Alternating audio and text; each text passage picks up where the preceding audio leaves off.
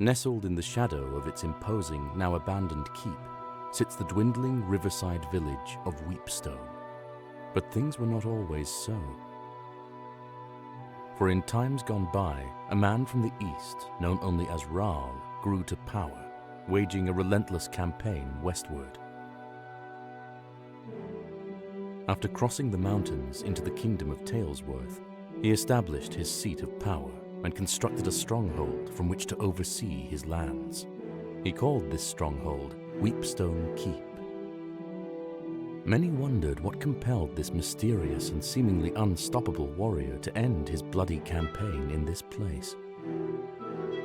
But the years were good to Weepstone and its people, their harvests unfailingly robust, and their industries the envy of neighbors both near and far. However, Raal would not live forever, and upon his death, his lands passed to his eldest son, Byron, and thus began the troubled times. Long past are the seasons of plenty for Weepstone and its people, whose fields now sit barren, the people forsaken by the good fortunes they once took for granted. To the astonishment of many, Byron abandoned Weepstone Keep for a modest manor on a hill near the town, and forbade anyone to return to its halls. Now the town barely survives, mostly as an unwelcome stop along a trade route used by merchants too impatient to travel the hospitable roads of the south. Only the trapped or the desperate continue to call this bleak place their home. Our story begins here, on a night of ill omen, as the people of Weepstone have been called to the tavern for reasons unknown.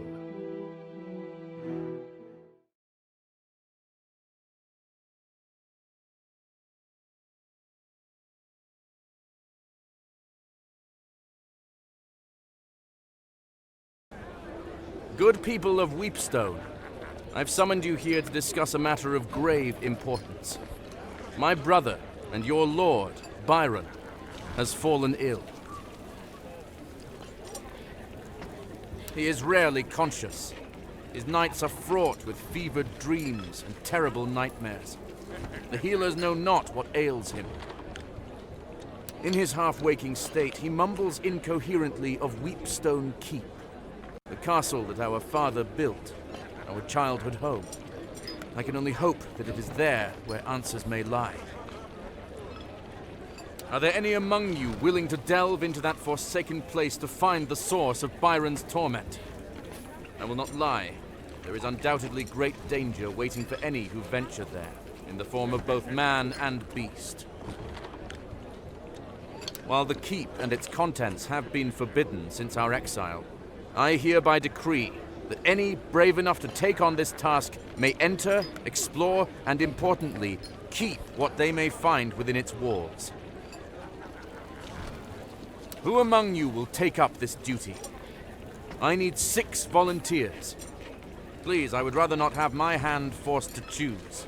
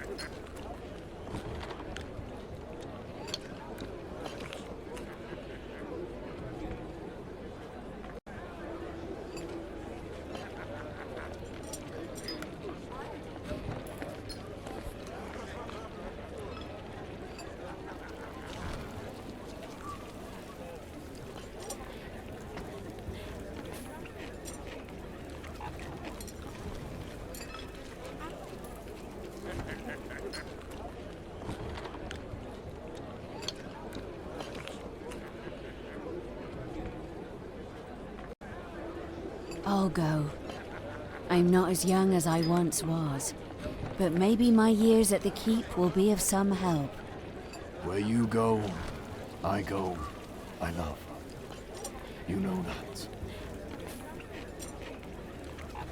It is beyond me to make this choice.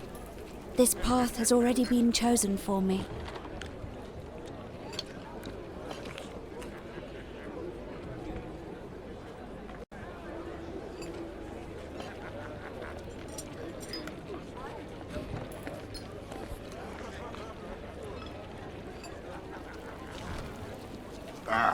I said I would stick to plows and horseshoes. But I still know how to swing a hammer. I'll go.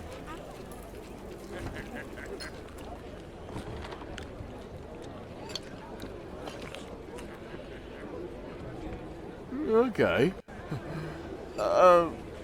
What's the key?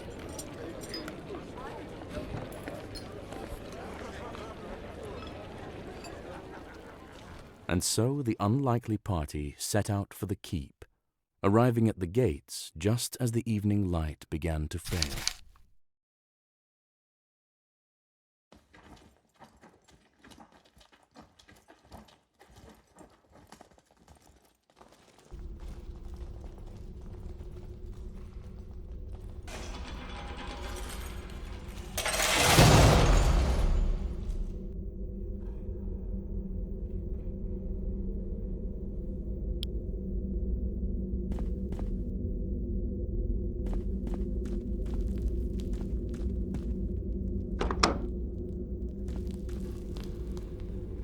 One can only assume the formidable visage on this statue is Rahl himself.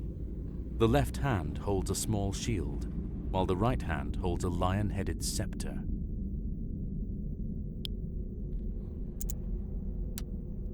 The arm seems to be designed to act as a lever and is already in the down position. The arm seems to be designed.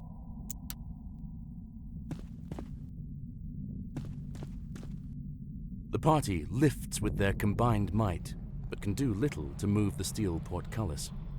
There must be another way. One can only assume the formidable visage on this statue is Rahl himself. There seems to be something missing from this statue's hand, as though it's meant to grip an object.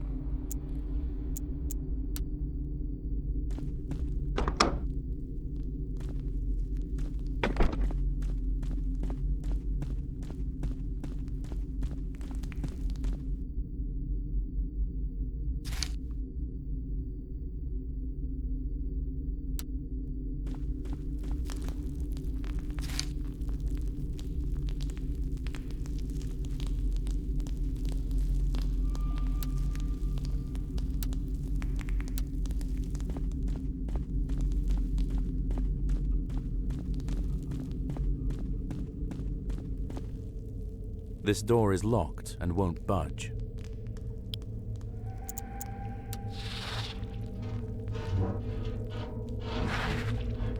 You hear a soft chittering, followed by the clatter of metal on stone.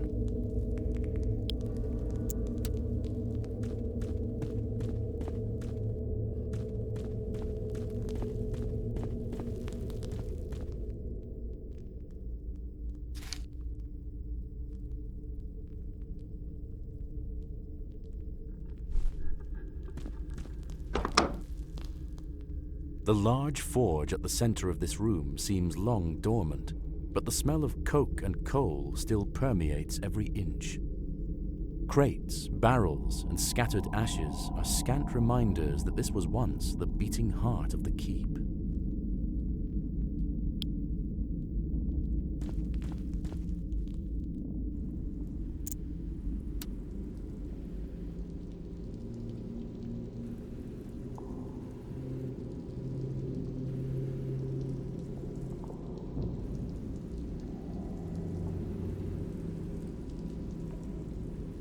That item doesn't seem to work here. You lean in, lighting the forge with your torch. It is indeed lit, but only just.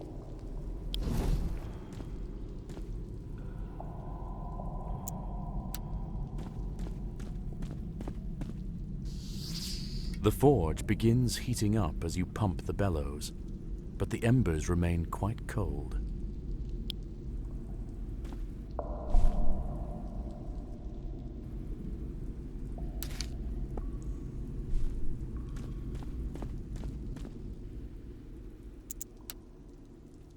That item doesn't seem to work here.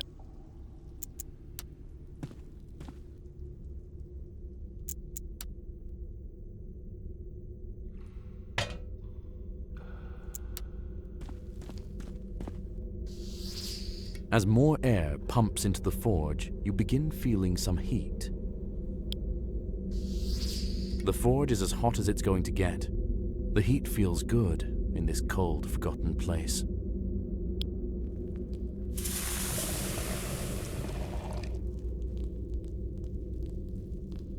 As the steel ingot melts, the molten steel flows into the indentation and drains out through a hole.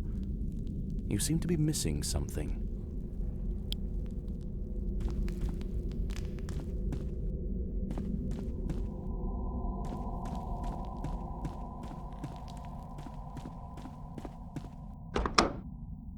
A filthy, disheveled man holding a knife cowers in the corner while eyeing you cautiously. Makeshift bedding and various personal effects lie in disarray. The smell is pungent. What are you lot doing in here?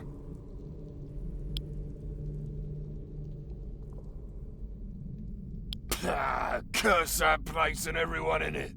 Like them bastards were more than happy to see the back of old Creek.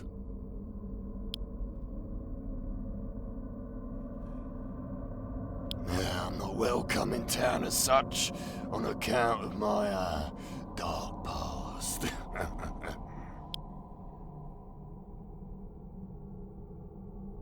My shame is too great. What can I say?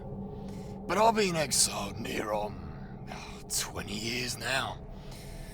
All alone in this world.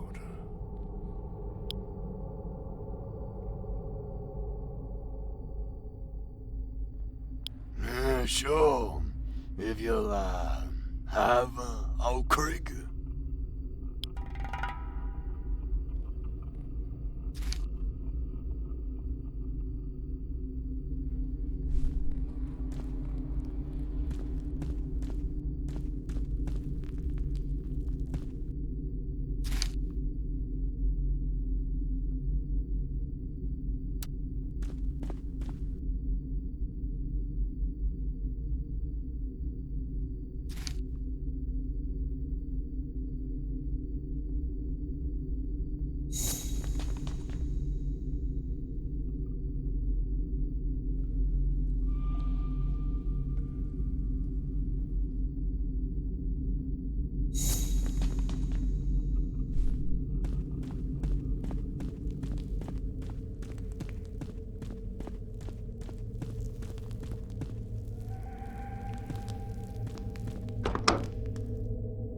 The smith's quarters are Spartan and humble, but must have once been a comfortable respite from the heat and ringing of the forge after a long day's labors.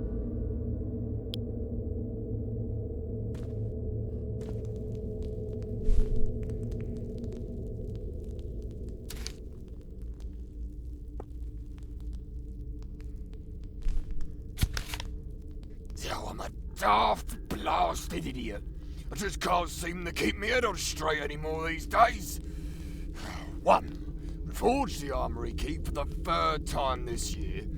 2. Finish up Larona's set of fancy daggers. 3. Ask the apothecary about these blasted nightmares.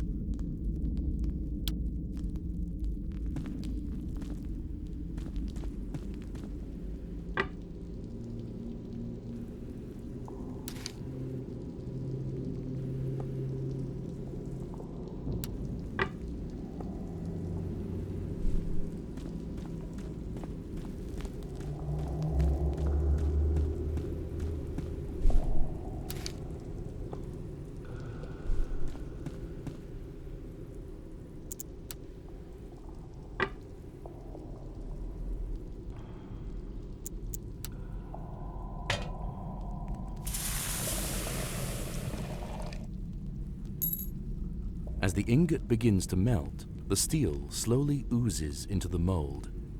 After a few minutes, the newly forged key is just barely cool enough to handle.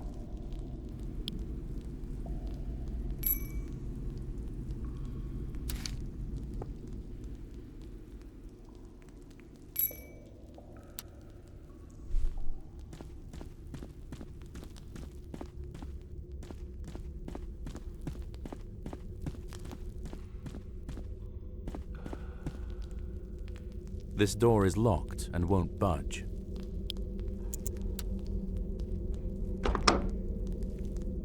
Your entrance startles the large, scuttling creature that seems to have been nibbling on what remains of an axe blade. It rears up in surprise, emitting an eerie, chittering noise.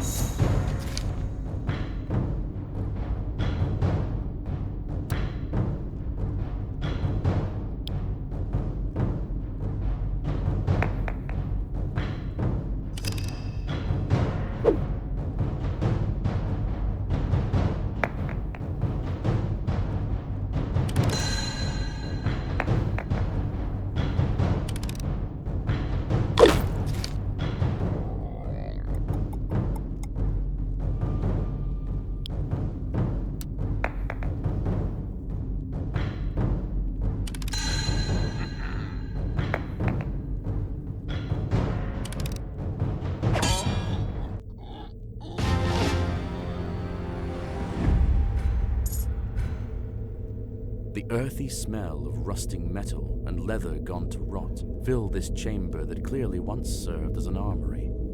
Mouldering armor and rusting weapons sit in chaotic piles, strewn without care and long forgotten.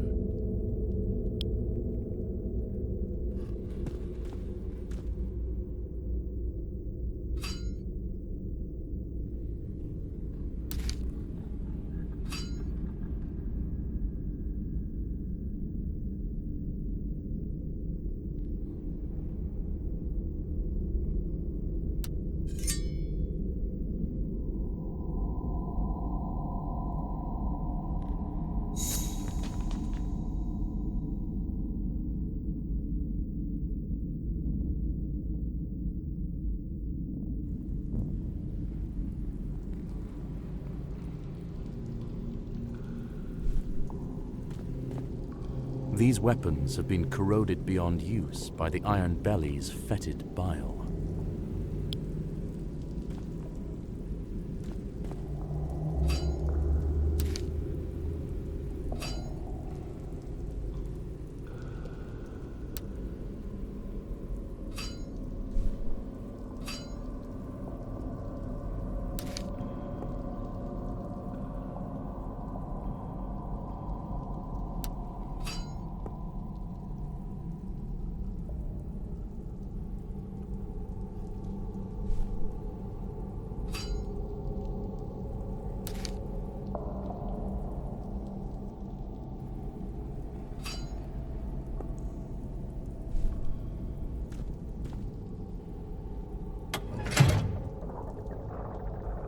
A grinding noise, followed by the sound of metal scraping on stone, echoes from deep within the keep.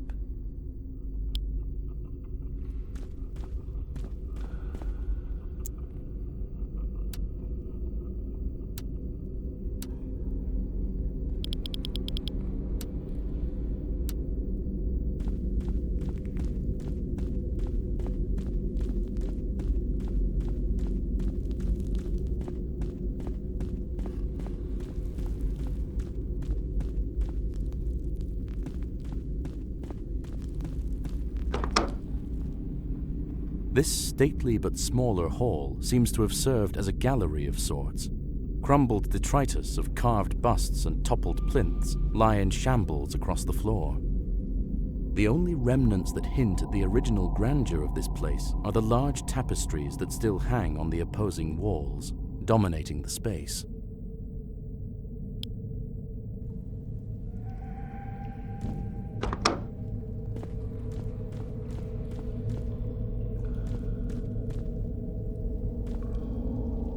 Before you spans a great mural dominating the entire stretch of wall. A man, most likely Rahl himself, sits astride his great warhorse. He brandishes an outstretched sword at the body of a fallen foe, flanked by his imposing host.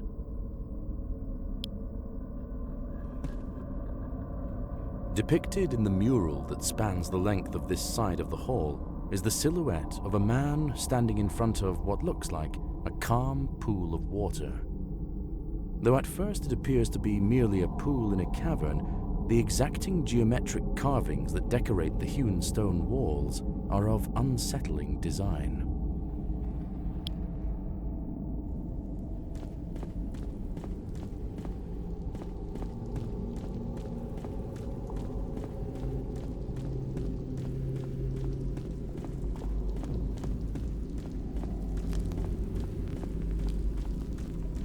The party lifts with their combined might.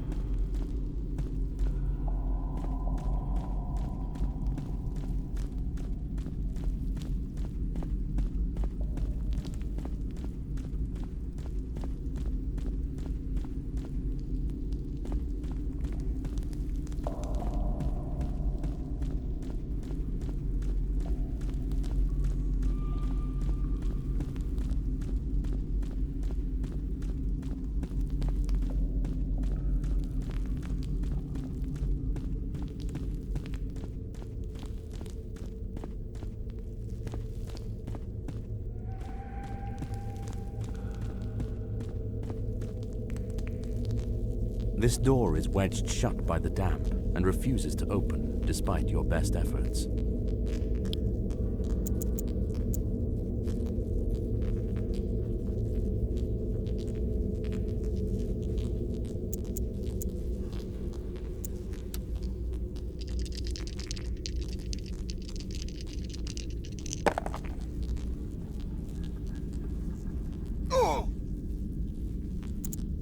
Your weapons and inexperience do little to harm the stout door.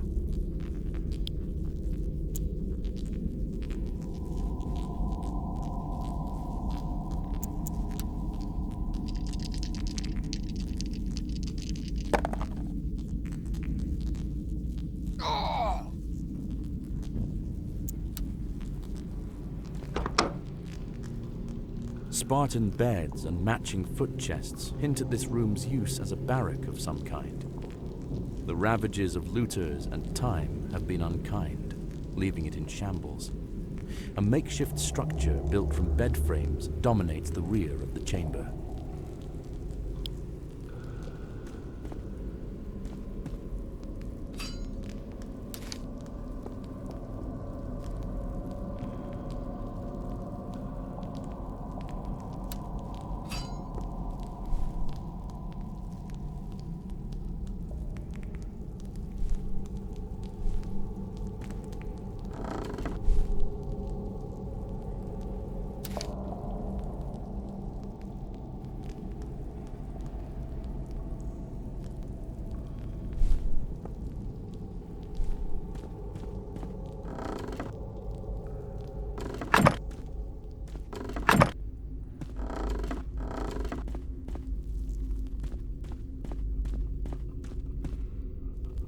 The sound of small boots disturbs the quiet of the room as small figures burst forth from the haphazard barricade.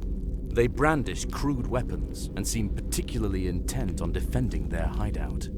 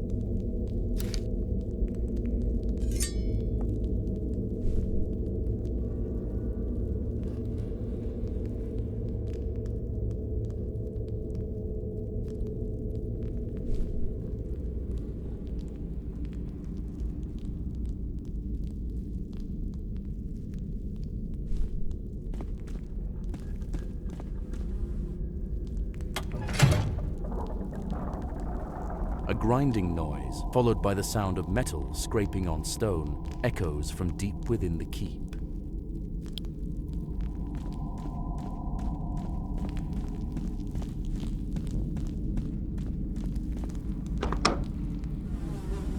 A foul odor pervades this place, a smell so heinous it is beyond description. A sitting board runs the length of the far wall, with 3 openings. Despite the buzzing flies, you hear the faintest sound of rushing water that seems to be coming from the farthest hole.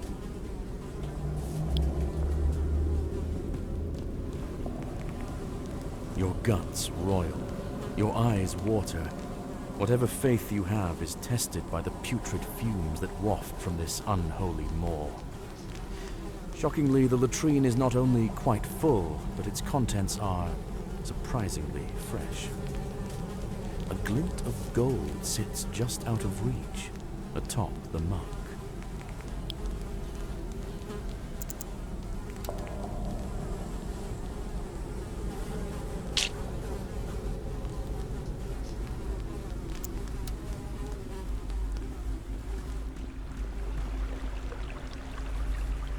As you approach the middle latrine, you are blasted by an odor beyond words.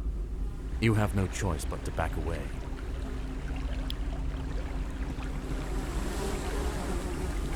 Peering into the opening shows a drop that leads out of sight and into absolute darkness, farther than any sane person would attempt to climb, unless, of course, they wished for certain death. You hear the sound of rushing water coming from below.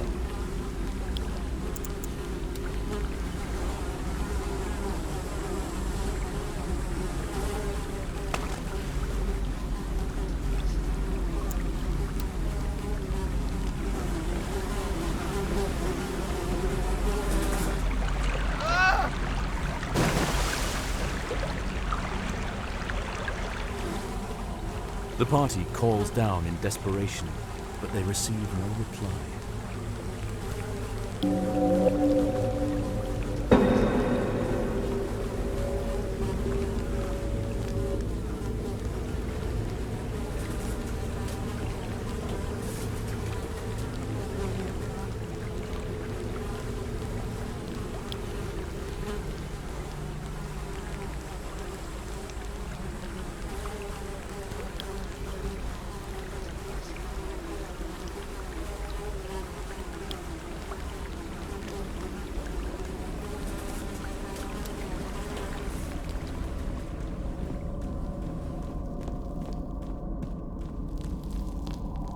This door is wedged.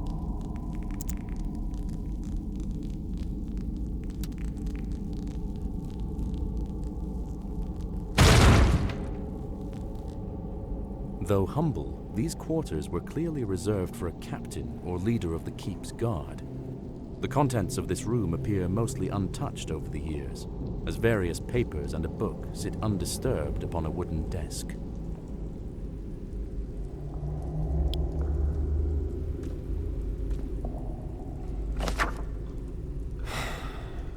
My thoughts of late are greatly troubled, and my faith in our Lord falters. That priestess, Lorona, and her jealously guarded activities beneath the keep bring me great concern. If the captain of his Lord's guard is not permitted to venture below to the Undercroft, one can only imagine why.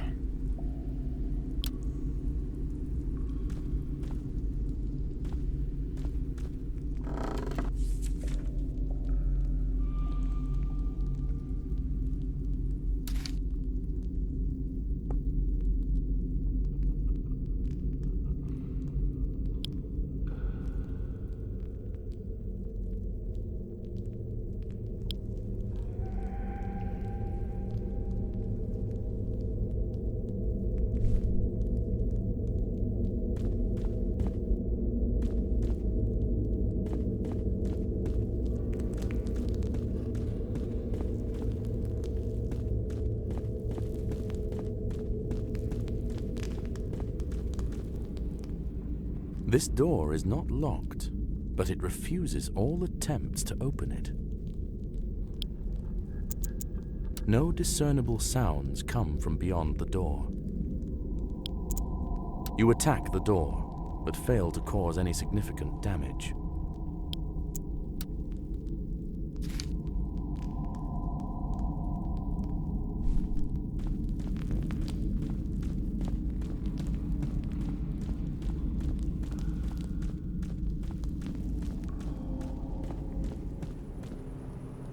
A large, barren courtyard opens before you, complete with mature trees and cobblestone walkways.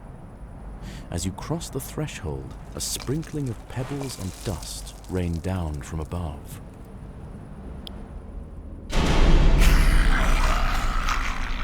From atop the towering walls surrounding the courtyard, a group of screeching kobolds vault the parapets and descend upon you.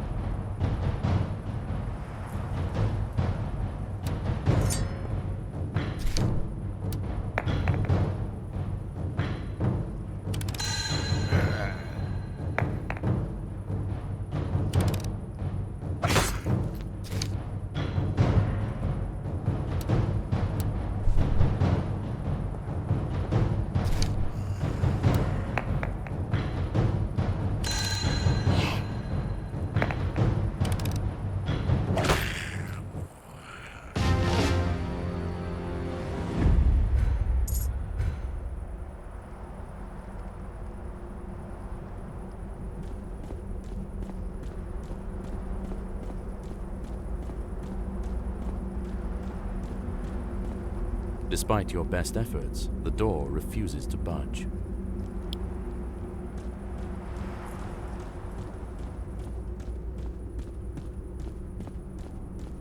Despite your best efforts, the door refuses to budge.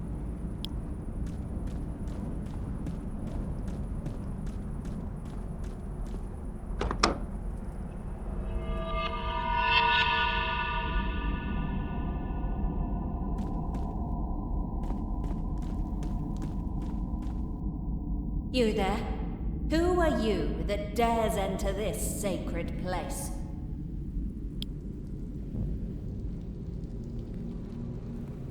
I find your hubris amusing. I would see you clearer. Come closer. Now.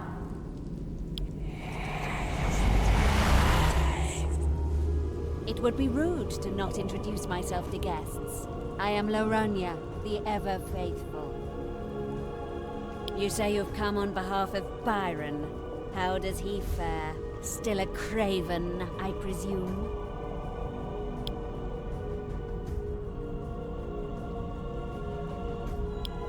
How tragic. Maybe he'll pull through.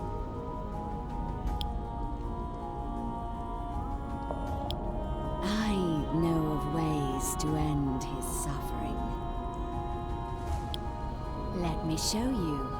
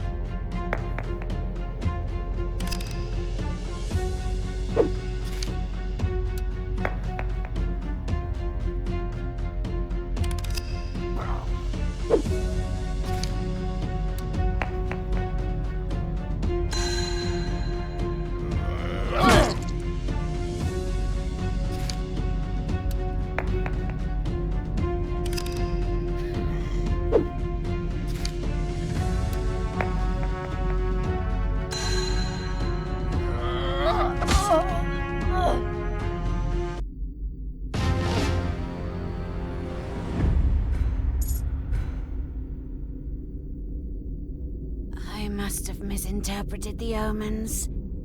Today, he calls for me.